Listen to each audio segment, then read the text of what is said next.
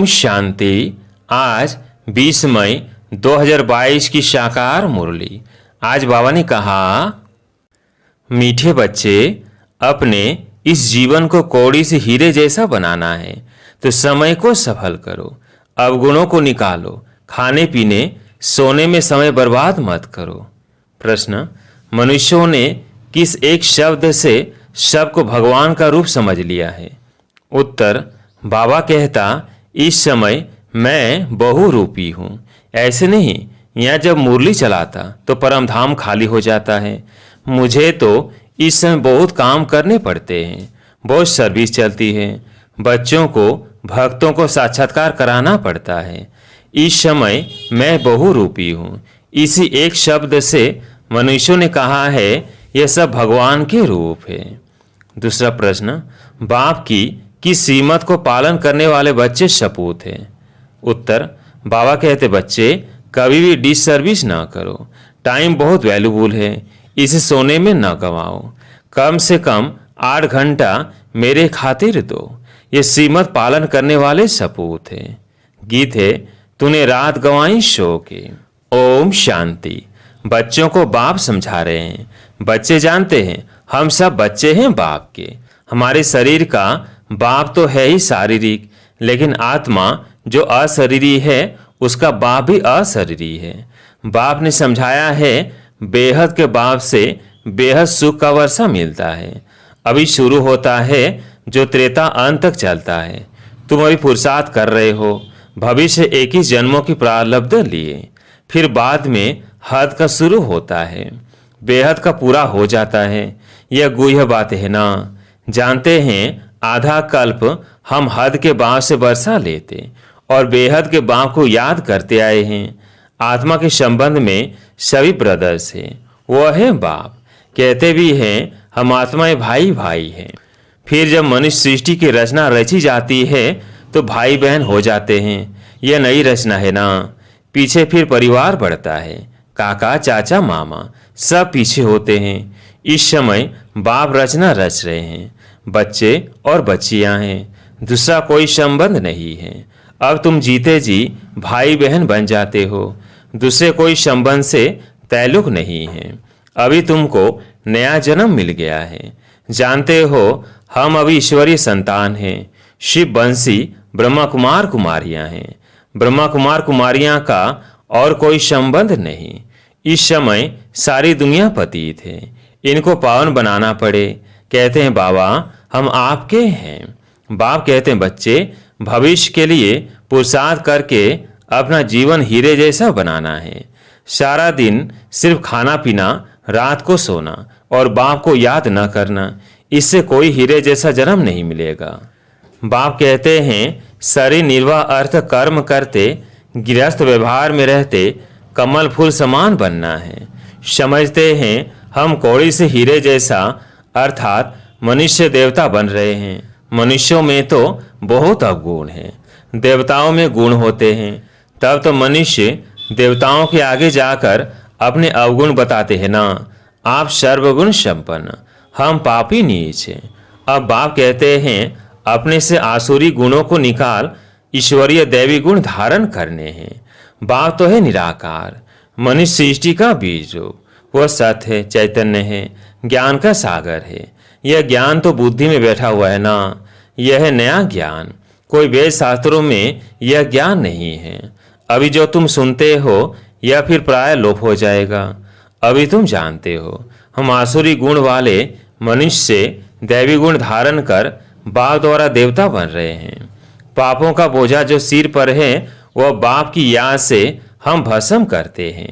भक्ति मार्ग में तो यही सुनाते आए हैं कि पानी में स्नान करने से पाप भस्म हो जाएंगे, परंतु पानी से तो पावन बन नहीं सकते। अगर ऐसा होता तो फिर पतित पावन बाप को क्यों याद करते? कुछ भी समझते नहीं हैं। समझदार और बेसमझ, यह भी एक नाटक बना हुआ है। अभी तुम कितने समझदार बन रहे हो। सारे सृष्टि चक्र को जानते हो। हिस्ट्री ज्योग्राफी को जानना यह भी समझ है ना। अगर नहीं जानते हैं तो उनको बेसमझ कहेंगे ना। अभी तुम बच्चे जानते हो। बाबा ने अपना परिचय अपने बच्चों को दिया है। कि मैं आया हूं तुमको हीरे जैसा बनाने। ऐसे नहीं, यहाँ सुनकर गए, खाया पिया, जैसे आगे चलते थे। वो तो कौड़ी जैसी लाइफ थी। देवताओं की हीरे जैसी लाइफ है। वो तो स्वर्ग में सुख भोगते थे। चित्र भी है ना, आगे तुम नहीं जानते थे कि हम ही सुखी थे, हम दुखी हुए। हमने 84 जन्म कैसे लिए ये नहीं जानते थे। अब मैं बताता हूँ। अभी तुम औरों को भी समझाने लायक बने हो। बाप समझदार बनाते हैं तो फिर औरों को समझानी देनी चाहिए। ऐसे नहीं घर में जाने से फिर वही पुरानी चाल हो जाए। शिक्षा पाकर फिर औरों को शिक्षा दो। बाप का परिचय देने जाना पड़ता है। बेहद का बाप तो सबका एक ही है। सभी धर्म वाले उनको ही पुकारते हैं, हे परम पिता परमात्मा, वह हे प्रभु। ऐसे कोई नहीं होगा जो परमात्मा को याद नहीं करता होगा। सभी धर्म वालों का बाप एक ही है। एक को सभी याद करते हैं। बाप से वर्षा पाने के सभी हकदार हैं। वर्षे पर भी समझाना पड़े। बाप कौन सा वर्षा देते हैं? मुक्ति और जीवन मुक्ति। यहाँ तो सब जीवन बंद है। बाप आकर सबको रावण के बंधन से छुड़ाते हैं। इस समय कोई भी जीवन मुक्त है नहीं, क्योंकि रावण राज्य है, देह अभिमानी है। देवताएं देही अभिमानी होने से जानते हैं हम आत्मा एक शरीर छोड़ दूसरा लेते हैं। सिर्फ परमात्मा को नहीं जानते हैं। परमात्मा को जाने तो फिर सारे सृष्टि चक्रों को जान जाए। त्रिकालदर्शी सिर्फ तुम ही हो। ब्राह्मणों को ही बाप बेट त्रिकालदर्शी बनाते हैं।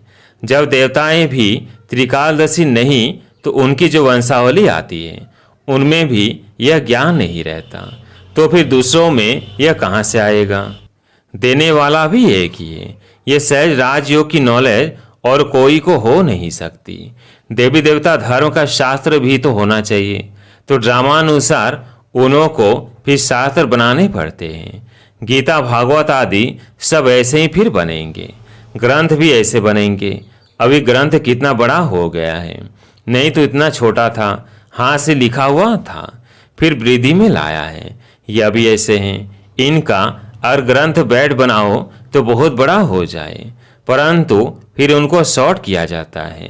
पिछाड़ी में बाप 2 अक्षर कहते हैं, मन मना भव।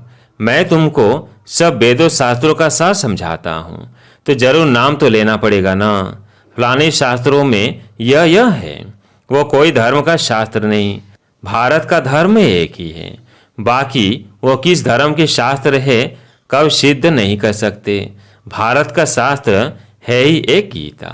गीता भी सर्वशास्त्र शिरोमणि गाई हुई है। गीता की महिमा तुम एक्यूरेट जानते हो। जिस गीता से बाप आकर भारत को स्वर्ग बनाते हैं। भारत के शास्त्रों को मान बहुत मिलता है, परंतु गीता का भगवान कौन था उनको न जाने कारण झूठा कसम उठाते हैं। अब उनको करेक्ट करो। भगवान ने तो ऐसे कहा नहीं है कि मैं सर्वव्यापी हूँ। बच्चे ने प्रश्न पूछा, शिव बाबा जब इधर आते हैं मुरली चलाते हैं तो क्या परमधाम में भी हैं? बाबा कहते हैं इस समय तो हमको बहुत काम करने पड़ते हैं, बहुत सर्विस चलती है। कितने बच्चों को भक्तों आदि को भी साक्षात्कार कराता हूँ। इस समय मैं बहुरूपी हूँ। बहुरूपी अक्षर से भी मनुष्यों ने समझा है। सब रूप उनके हैं। माया उल्टा लटका देती है, फिर बाप सुलटा बनाते हैं। तुम बच्चे अभी मुक्ति धाम में जाने का पुरुषार्थ करते हो। तुम्हारी बुद्धि है मुक्ति धाम तरफ। ऐसा कोई मनुष्य पुरुषार्थ करा न सके जो तुमको बाप करा रहे हैं। अब अपना बुद्धि योग वहाँ लगाओ। जीते जी इस शरीर को भूलते जाओ। मनुष्य मरते हैं तो कहते हैं स्वर्ग पधारा, फिर भी रोते रहते हैं। बाप के जो सपूत बच्चे होंगे वही बाप के मददगार बन सर्विस करेंगे। वह कभी डिसर्विस नहीं करेंगे। अगर कोई डिसर्विस करते हैं तो गोया अपनी करते हैं। बाबा कहते हैं मीठे बच्चे, यह टाइम बहुत वैल्यूबल है। भविष्य की जन्म के लिए तुम कमाई करते हो। तुम जानते हो हमको विश्व की बादशाही मिलती है। कितनी भारी कमाई है, तो उसमें लग जाना चाहिए। बाप को याद करना है। जैसे गवर्नमेंट की सर्विस में 8 घंटा रहते हैं। बाबा भी कहते हैं मेरे खातिर 8 घंटा दो। रात को सोकर अपना समय बर्बाद मत करो। दिन रात कमाई करनी है। यह तो बड़ी सहज सिर्फ बुद्धि की बात है। मनुष्य जब धंधे पर जाते हैं तो पहले मंदिर के सामने हाथ जोड़कर फिर दुकान पर जाते हैं। लौटते समय फिर भूल जाते हैं। घर याद आ जाता है। वो अभी अच्छा है, परंतु अर्थ कुछ भी नहीं जानते। तुम बच्चों को कलकत्ते में तो बहुत अच्छी रीति समझाना चाहिए। काली माता का वहाँ बड़ा मान है। बंगाली लोगों की रस्म रिवाज अपनी होती है। ब्राह्मणों को मछली जरूर खिलाते हैं। बड़े आदमी अपने तालाब बनाए फिर उसमें मछलियाँ पालते हैं, तो ब्राह्मणों को भी वो खिलाएंगे। अभी तुम पक्के वैष्णव बनते हो। प्रैक्टिकल में तुम विष्णु की पूरी में चलते हो। ऐसे नहीं वहाँ 4 भुजा वाले मनुष्य होंगे। लक्ष्मी नारायण को विष्णु कहा जाता है। 2 भुजा उनकी, 2 उनकी। तुम महालक्ष्मी की पूजा करते हो, वास्तव में विष्णु की करते हो। दोनों है ना, परंतु इस समय महिमा माताओं की है। जगत अम्बा का गायन है। लक्ष्मी का भी नाम गाया हुआ है। बाप आकर माताओं द्वारा सबको सदगति देते हैं। जगत अम्बा वही फिर राजराजेश्वरी बनती है। माँ की पूजा होती है। वास्तव में जगत अम्बा तो एक है ना। जैसे शिव का एक लिंग बनाते हैं, वैसे फिर छोटे छोटे शालिग्राम भी बनाते हैं। वैसे काली के भी छोटे मंदिर बहुत है। वह जैसे माँ की संतान है। अभी बाप तुमको अपना बनाते हैं। इसको ही बलि चढ़ना कहा जाता है। तुम बलि चढ़ते हो उन पर, इस ब्रह्मा पर नहीं। तो बाप समझाते हैं अभी टाइम वेस्ट नहीं करना चाहिए। धंधा आदि भल करो। अगर पैसा काफ़ी है खाने के लिए तो फिर जास्ती माथा क्यों मारते हो। हाँ, शिव बाबा के यज्ञ में देते हो तो जैसे विश्व की सेवा में लगाते हो। बाबा कहेंगे सेंटेंस बनाओ जहाँ यह बच्चियाँ मनुष्य को देवता बनाने का रास्ता बतावे। यह पढ़ाई कितनी फर्स्ट क्लास है, बहुतों का कल्याण हो जाएगा। बाप कहते हैं लाख करोड़ कमाओ, परंतु काम ऐसा करो जिससे भारत पावन बने, एवर हेल्दी बने। तुम भविष्य के लिए अभी पूरा वर्षा लेते हो। वहाँ गरीब तो कोई होते नहीं, वहाँ भी अभी की प्रारब्ध भोगते हो। तो इतनी धारणा करनी चाहिए तुम्हारा एक एक पैसा हीरे समान है। इनसे भारत स्वर्ग बनता है। बाकी जो बचेगा वो तो खत्म हो जाएगा। जो कुछ पैसा बचे इस सर्विस में लगाओ। यह बड़े से बड़ी हॉस्पिटल है। कई गरीब बच्चे कहते हैं हम 8 आना देते, मकान में ईंट लगा दो। हम जानते हैं यहाँ से मनुष्य एवर हेल्दी बनेंगे। यहाँ तो ढेर आएंगे। क्यों ऐसी लगेगी जो कब नहीं देखी हो। तो कितनी खुशी रहनी चाहिए। हम क्या से क्या बनते हैं। हम शिव बाबा से बेहद का वर्षा लेते हैं। बाप है निराकार, ज्ञान का सागर। वह इस रथ में प्रवेश करते हैं। तो बच्चों को बहुत रहमदिल बनना चाहिए। अपने पर भी और दूसरों पर भी रहम करना चाहिए। अच्छा, मीठे मीठे सिकिलधे बच्चों प्रति माता पिता बाप दादा का याद प्यार और गुड मॉर्निंग। रूहानी बाप की रूहानी बच्चों को नमस्ते। हम रूहानी बच्चों की रूहानी बाप दादा को याद प्यार गुड मॉर्निंग नमस्ते नमस्ते। धारणा के लिए मुख्य सार। पहला पॉइंट, भारत को पावन बनाने की सेवा में अपना तन मन धन सफल करना है। पैसे को हीरा समझ स्वर्ग बनाने की सेवा में लगाना है, व्यर्थ नहीं गंवाना है। दूसरा पॉइंट, भविष्य 21 जन्मों की प्रारब्ध बनाने के लिए दिन रात कमाई जमा करनी है। समय बर्बाद नहीं करना है। शरीर को भूलने का पुरुषार्थ करना है। आज प्यारे मीठे बाबा का वरदान, अकाल तख्त सो दिल तख्त नशीन बन, स्वराज के नशे में रहने वाले प्रकृति जीत माया जीत भव। अकाल तख्त सो दिल तख्त नशीन बन, स्वराज के नशे में रहने वाले प्रकृति जीत माया जीत भव। अकाल तख्त नशीन आत्मा सदा रूहानी नशे में रहती है। अकाल तख्त नशीन आत्मा सदा रूहानी नशे में रहती है। जैसे राजा बिना नशे के राज्य नहीं चला सकता, ऐसे आत्मा यदि स्वराज के नशे में नहीं तो कर्मेंद्रियों रूपी प्रजा पर राज्य नहीं कर सकती। इसलिए अकाल तख्त नशीन सो दिल तख्त नशीन बनो और इसी रूहानी नशे में रहो, तो कोई विघ्न व समस्या आपके सामने आ नहीं सकती। प्रकृति और माया भी वार नहीं कर सकती। तो तख्त नशीन बनना अर्थात सहज प्रकृति जीत और मायाजीत बनना। स्लोगन: संकल्पों की सिद्धि प्राप्त करनी है तो आत्मशक्ति की उड़ान भरते रहो।